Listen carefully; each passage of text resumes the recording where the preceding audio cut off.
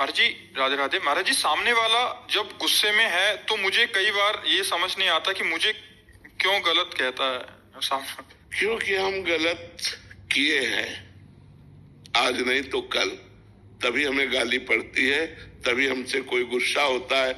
वो व्यक्ति गुस्सा नहीं होता, हमारा कर्म उसकी खोपड़ी में बैठ के गुस्सा दिलवा करके और हमको गाली दिलवाता है। हमारे पाप का मार्जन होता है। सही पूछो, यहाँ कोई ऐसे भी नहीं कर सकता। अगर ऐसे कर रहा है तो हमारा कर्म है और उसको प्रेरित करके वो ऐसे करवा रहा है। हम चूंकि वर्तमान को केवल देख रहे हैं,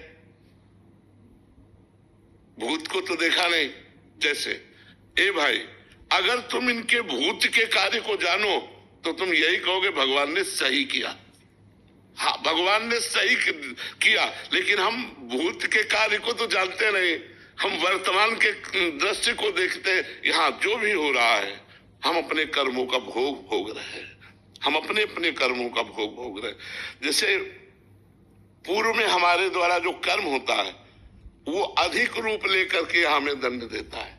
तो इसमें कर्म विधान है, भगवान का नहीं। बोले भगवान ने उसको प्यार किया, नहीं, भगवान के वो भी प्यारे थे, ऐसा नहीं था।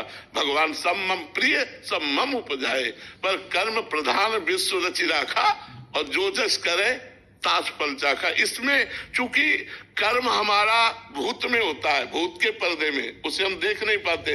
और वर्तमान में जब दंड मिलता है तो लगता है भगवान बड़ा निर्दयी, हमारा अकेला लड़का था 20 साल का, उसको भगवान ने मार दिया। हमने क्या किया? भगवान की पूजा की, भगवान की आराधना की, भगवान ने हमारे साथ क्या किया?